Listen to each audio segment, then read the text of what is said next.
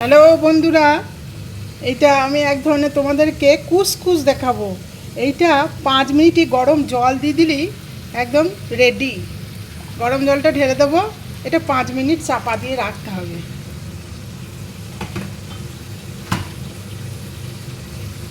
এটা এই গরম জলেই কিন্তু সেদ্ধ হয়ে যাবে কুসকুস। ব্যাস, এটা হয়ে গেলে তারপর তোমাদের সঙ্গে ফিরে আসছি। আমার কুসকুসটা হয়ে গেছে, গরম জলে 5 মিনিট ভিজিয়ে রেখেছিলাম।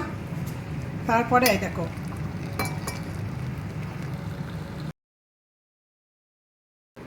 দেখো খুসখুসটা রেডি। আমার জামাইয়ের লাঞ্চ বক্স, খুসখুস আর চিকেন কারি।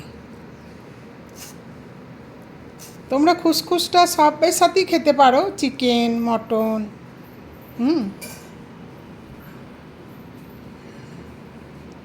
বানানো খুব সহজ, বানিয়ে দেখো। ডিমের ঝোলের সাথেও ভালো লাগবে খেতে। এটা সামান্য একটু নুন। তাহলে আজ রাখি, টাটা।